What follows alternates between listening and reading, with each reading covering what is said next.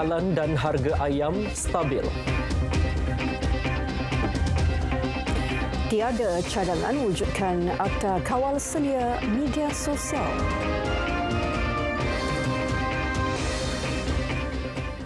Assalamualaikum, salam Malaysia Madani. Malaysia mempelawa firma Jerman serta perniagaan di Eropah mengambil bahagian, melabur dan menjalin kerjasama dengan Malaysia. Perdana Menteri dalam ucap tama di pentas SME Future Day 2024 berkata, Malaysia merupakan negara dinamik, strategik dan pesat berkembang. Rarely do you have a region working together as one force in ASEAN. Rarely you find extremely peaceful region and the most vibrant economically and the fastest growing region in the world. I take this opportunity to introduce you to the country, to the policies, and at the same time to encourage you to have a look and exploit, use the opportunity for the advancement of your companies, SMEs, and Malaysian economic development. Acara SME Future Day 2024 menghimpunkan kira-kira 5,000 usahawan dianjurkan Persatuan PKS Jerman. Ya, dan ini usaha membawa perusahaan kecil dan sederhana PKS meneroka pasaran global. Kementerian Pembangunan Usahawan dan Koperasi KUSKOP bercadang mengadakan kerjasama dengan pasaran di luar negara. Cadangan lebih terperinci akan dibentang pada mesyuarat Majlis Tindakan Ekonomi Negara bulan depan.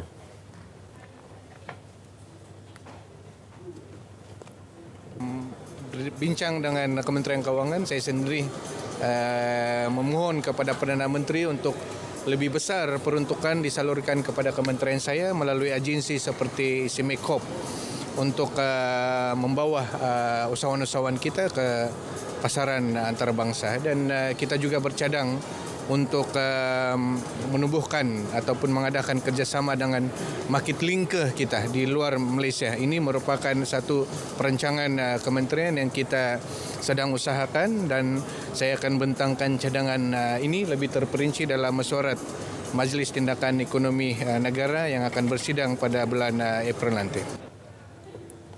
SME Future Day 2024 merupakan acara tahunan anjuran Persatuan PKS Jerman BVMW sebagai platform PKS meluaskan pasaran. Mencari rakan niaga serta pasaran dan teknologi baharu. 4 PKS dibawa ke acara SME Future Day 2024 di Berlin yang melibatkan PKS Marnik Bersatu, Primelux Energy, Copa Sdn Bhd dan Ada Azhar Trading. Kementerian Pembangunan Usahawan dan Koperasi melalui 2 agensinya, SME Corp dan SME Bank, memain peranan membawa PKS ke platform global yang dilihat sebagai langkah positif dan membuahkan hasil. Banyak yang memudahkan urusan kita. Sebelum ni kalau kita pergi sendiri, sebenarnya memang banyak kerja kita kena buat. Kita kena market linker tak ada, kita kena cari prospek sendiri. Tapi alhamdulillah dengan adanya bantuan macam ni, program begini sebenarnya ramai pengunjung-pengunjung yang automatically datang kepada kita. Sebelum ni kita ada bekerjasama dengan SME Bank, mendapatkan sokongan mereka dari segi untuk dapatkan dana ekspor untuk ke Indonesia. So sekarang kita beralih ke Eropah. Sasaran kami adalah untuk mencari teknologi baru dekat sini dan juga mencari pusat pengedaran untuk market di Europe dan Jerman. Tapi kami datang bukan nak compete dengan diorang. Kami ada speciality kami sendiri, which is kami buat custom product. Sini kita dapat banyak berkolaborasi dengan syarikat-syarikat lain, contohnya seperti pengeluaran paper. Sebab ni paper kena cari kertas yang sangat berkualiti. Dalam pada itu, Malaysia sebagai pengeluar minyak sawit kedua terbesar dunia menggesa Jerman untuk mengambil pendekatan lebih inklusif dan adil berkaitan ekspor komoditi itu ke Eropah. Perdana Menteri menyatakan perkara itu ketika bertemu Naib Chancellor Robert Habeck yang juga Menteri Hal Ehwal Ekonomi dan Tindakan Iklim Jerman. Kenyataan itu disuarakan Datuk Seri Anwar Ibrahim yang turut berkongsi kebimbangan Malaysia mengenai dasar Kesatuan Eropah EU berkaitan perubahan iklim. Ia termasuk peraturan penebangan hutan yang sebaliknya boleh menjadi satu bentuk langkah dagangan bukan tarif. Sesi libat urus berterusan sentiasa dilakukan Kementerian Pertanian dan Keterjaminan Makanan bersama industri berkaitan bagi memastikan harga ayam serta telur kekal, mampan dan stabil. Harga ayam dan telur kini masih terkawal dan tidak melebihi harga siling RM11.40. Setakat ini belum lagi mencecah ke arah itu. Semuanya di bawah. Kalau di Maidin masih lagi dijual dengan harga bawah daripada RM9. Kadang-kadang RM7.90, kadang-kadang RM8. Artinya umumnya kalau ada di poket tertentu mahal, itu bukan kerana dasar umum. Kita akan pantau dan buat laporan dan kenaikan 30 sen. Kalau daripada RM5.50 naik 30 sen, artinya dia belum lagi mengatasi shilling yang pernah kita tetapkan dahulu. Artinya di pasaran kita pantau. Beliau menjawab persoalan berhubung laporan kenaikan harga ayam 30 sen sebanyak 3 kali. Sementara itu, 11 kertas siasatan dibuka termasuk 6 kes dikesan melibatkan pencatutan dan manipulasi harga menerusi op pantau yang bermula 12 Mac lalu. Ia hasil pemeriksaan ke atas 3,099 premis termasuk Bazar Ramadan. Menteri Perdagangan Dalam Negeri dan Kos Sara Hidup Datuk Armizan Muhammad Ali berkata, notis turut dikeluarkan kepada peniaga untuk memberi maklum balas harga yang ditawarkan kepada pengguna. Pertama, kita mengharapkan aduan itu spesifik supaya kita boleh membuat pemeriksaan di lokasi yang dinyatakan dalam aduan, mohon izin, instead of just diviralkan harga tersebut. Jadi pertama, aduan sekiranya terdapat perkara yang menjadi keprihatinan, maklumkan kepada kita di portal rasmi untuk kita membuat siasatan dengan butiran yang khusus. Dan yang kedua, kita berharap juga kita merayu kepada pengguna untuk menggunakan hak mereka untuk memilih produk-produk pada harga yang berpatutan.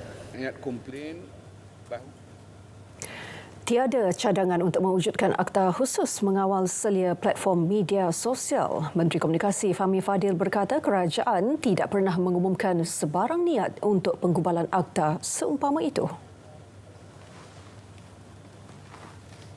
Saya tak pasti Puan dengar dari mana.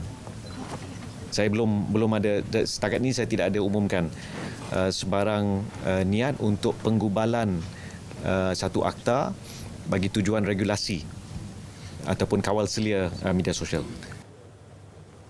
MCMC sebelum ini dilapor dalam proses menyediakan satu kerangka bagi membolehkan semua penyedia platform media sosial berdaftar dengan agensi itu bagi memudahkan pengawal seliaan platform berkenaan. Saudara, mekanisme pembiayaan kesihatan yang bakal diperkenal KKM akan dipastikan tidak bebankan rakyat. Ketika ini, 4 mekanisme sedang dipertimbang termasuk skim caruman progresif berasaskan konsep insurans. KKM juga telah meneliti bukan sahaja National Health Insurance Scheme yang dilaksanakan di Turki dan Indonesia, tetapi juga negara-negara lain sebagai rujukan seperti Korea Selatan, Taiwan dan juga Thailand. Mekanisme lain termasuk pemberian subsidi bersasar, penggunaan dana zakat dan wakaf selain dana sumbangan. Penelitian mengenainya dilaksana menerusi Pejabat Transformasi Kesihatan. Had umur kelayakan skim keselamatan sosial suri rumah akan ditingkatkan daripada 55 kepada 60 tahun. Langkah itu bagi membolehkan 720,600 lagi suri rumah yang layak mencarum skim berkenaan.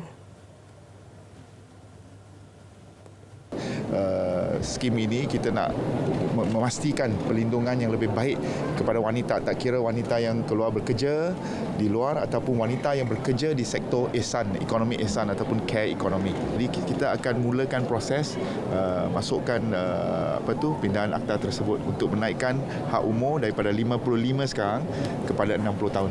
Dalam tahun ini kita akan masukkan. Pada tahun ini, pihak kementerian menyasarkan 500,000 suri rumah mendaftar di bawah skim berkenaan. Bilangan individu miskin tegar yang tepat akan diketahui selepas sistem pangkalan data pusat padu dikemaskini sepenuhnya. Ketika ini, jumlah miskin tegar yang direkodkan berdasarkan laporan rasmi adalah 0.2% daripada keseluruhan rakyat negara ini. Kadar kemiskinan tegar kini mencatat penurunan kepada 0.2% melibatkan 18,445 isi rumah. Lepas jumlah di dalam e-Kasih yang telah dibersihkan ialah sekitar 80,000 keluarga. Itu pun sedang dalam proses pembersihan, dan apabila padu dikemaskini sepenuhnya dan kita telah petakan semua, kita akan ada maklumat yang lebih baik tentang jumlah sebenar yang berada di bawah miskin tegar selain daripada pelaporan rasmi sebanyak 0.2% tadi. Kerajaan juga akan terus mengemaskini dari semasa ke semasa data e-Kasih untuk digabungkan dalam sistem padu.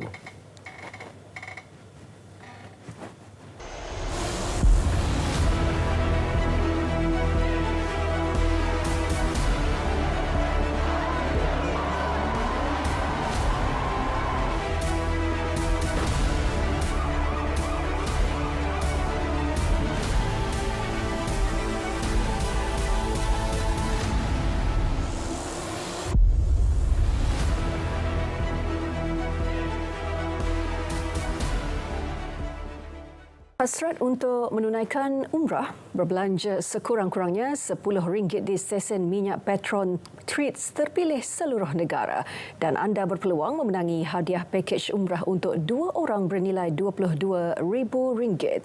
Tawaran menerusi peraduan Petron Treats berbelanja dan menang itu sah sepanjang Ramadan bermula sejak Selasa lepas. Setiap peserta yang layak hanya perlu mengimbas kod QR disediakan atau layari Petron Malaysia FB Messenger dan type belanja dan menang. Langkah kedua, kongsi segala butiran diperlukan dan kemudian muat naik resit pembelian. Pelanggan boleh membeli minimum RM10 ke atas, jadi mereka boleh masuk dalam peraduan ini lah. Hadiah dia adalah pakej umrah untuk 2 orang. Singgah di mana-mana stesen Petron, di mana kami ada menyediakan kemudahan asas seperti tandas dan tempat surau dan juga kedai mak lah. Jadi kami mengalu-alukan kedatangan mereka. Bercakap kepada RTM pada siri Jelajah Ramadan RTM 2024 peringkat negeri Kelantan di stesen minyak Petron Kandis Bacok, Nurul Amil berkata inisiatif itu merupakan penghargaan Petron kepada pelanggan setianya.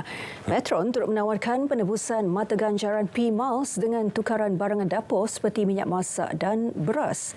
Tawaran menerusi Red Hot Special terbabit melibatkan penebusan serendah 950 mata ganjaran P-Miles. Sepanjang Ramadan, pengusaha stesen minyak Petron turut mengagih makanan dan minuman percuma kepada pelanggan.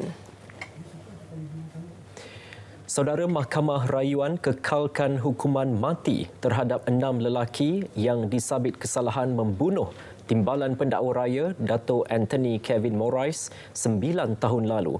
Panel 3 hakim yang dipengerusikan Hakim Dato' Hadariah Said Ismail sebulat suara menolak rayuan yang difailkan 6 lelaki berkenaan untuk mengenepikan keputusan Mahkamah Tinggi pada 10 Julai 2020 yang mensabit dan menjatuhkan hukuman mati terhadap mereka. Keenam perayu itu ialah bekas pakar patologi Colonel Dr. R. Kunasigaran, pemberi pinjaman wang S. Ravi Chandran dan 4 penganggur R. Dinishwaran, A.K. Tinesh Kumar, M. Vishwanath, serta S. Nimalan. Datuk Hadariah yang bersidang bersama Hakim Datuk Ahmad Zaidi Ibrahim dan Datuk Azmi Arifin berkata, mahkamah mendapati kejadian pembunuhan itu sebagai suatu yang dirancang rapi. Ia berdasarkan keadaan mayat semasa dijumpai menunjukkan kekejaman kesemua tertuduh. Mereka didakwa membunuh Datuk Kevin Morais di sebuah lokasi di sepanjang Jalan Duta Mas Raya Sentul dan Jalan USJ 1 Palang 6 di Subang Jaya antara 7 pagi hingga 8 malam 4 September 2015. Mendiang dilaporkan hilang pada tarikh terbabit dan kali terakhir dilihat meninggalkan kondominium, menaiki kereta Proton Perdana dari Menara Duta Kuala Lumpur ke pejabatnya di Jabatan Peguam Negara Putrajaya. Mayatnya ditemukan dalam tong drum yang diisi konkrit di Persiaran Subang Mewah Subang Jaya pada 16 September tahun sama. Berbuka puasa dengan kurma adalah sunnah, namun perlu dipastikan terlebih dahulu ia tidak menyumbang kepada keganasan dan penindasan yang masih berlarutan di Palestin. Menteri di Jabatan Perdana Menteri Hal Ehwal Agama, Datuk Dr. Muhammad Naim Mokhtar menasihatkan pengguna agar lebih bijak ketika membeli. Kena jadi pengguna yang bijak. Dan lihat kepada bila nak ambil itu tengok, sebab sekarang dia ada kod yang boleh menentukan sama ada itu produk Israel ataupun tidak. Jadi kita kena buat kerja sikitlah, itu yang saya kata sebagai pengguna yang bijak. Jadi bila dia buat cakna macam itu, insya-Allah. Beliau berkata demikian selepas merasmikan Iftar Rahmah Madani yang memasuki tahun kedua di Masjid Al-Akram Datuk Keramat Kuala Lumpur. Ajaran The Ahmadi Religion of Peace and Light AROPL yang disebarkan secara dalam talian ketika ini disahkan sesat. Ketua Pengarah Institut Kehakiman Islam Malaysia IKIM, Profesor Madya Datuk Dr. Muhammad Azam Muhammad Adil berkata, falsafah dan konsep ajaran itu jelas bercanggah dengan Islam selain bersifat pluralisme agama. Ajaran sesat tersebut aktif di pelbagai platform media sosial, malah lebih popular melalui penstriman langsung di TikTok dengan lebih 30,000 pengikut. Kumpulan itu menggunakan bahasa Melayu sebagai bahasa komunikasi. Di aplikasi YouTube pula, akaun ajaran sesat itu mempunyai 24.3 ribu pengikut dan 275 video. IKIM memandang serius isu berkenaan dan akan berusaha membendung penyebaran ajaran sesat di Malaysia. IKIM juga akan menggunakan semua saluran dan platform seperti radio, TV IKIM dan media sosial bagi memberikan kefahaman kepada masyarakat. Jajaran landasan keretapi berkembar elektrik dari Gemas ke Johor Bahru dijangka siap penghujung tahun ini. Justru perkhidmatan ETS yang kini beroperasi sehingga ke stesen Gemas akan dilanjutkan ke stesen Johor Bahru. KTMB juga mempunyai perancangan untuk memperkenalkan perkhidmatan KTM komuter di sektor selatan bagi laluan Gemas Paloh ke Johor Bahru. Kementerian Pengangkutan menerusi Pembadanan Aset Keretapi sedang mengusahakan inisiatif perolehan set train elektrik baharu secara pajakan ataupun leasing untuk digunakan bagi perkhidmatan KTM komuter di sektor selatan kelak. Kerajaan kini sedang membuat perolehan 10 set train elektrik baharu dalam menyokong operasi ETS di sektor selatan. Sekretariat Tahun Melawat Malaysia 2026 VM 2026 bakal ditubuhkan dalam masa terdekat. Timbalan Menteri Pelancongan, Seni dan Budaya Khairul Firdaus Akbahan berkata ia bertujuan menyusun persiapan dan program untuk menyambut pelancong tahun 2026. Tambahnya, anggaran perbelanjaan sekretariat itu mencecah kira-kira hampir 7 juta ringgit.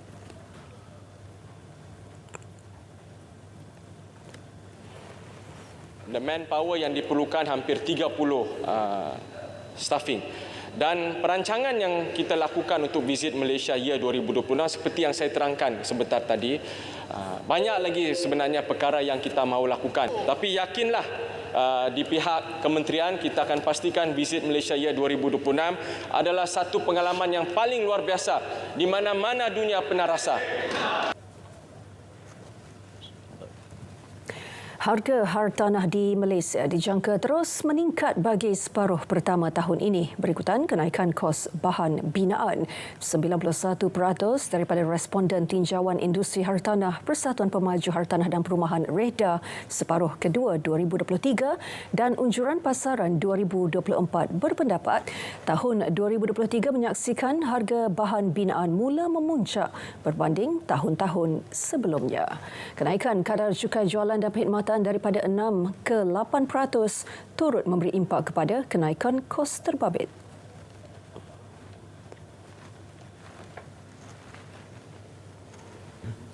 Of course, it affects everybody. I think costs are going up. We just hope that the economy continues to remain robust to be able to absorb some of these costs. But it will have an impact on the inputs of property development and therefore the output in terms as reflected on the price of homes. It's not because we are trying to make them more expensive, it's because we have no choice.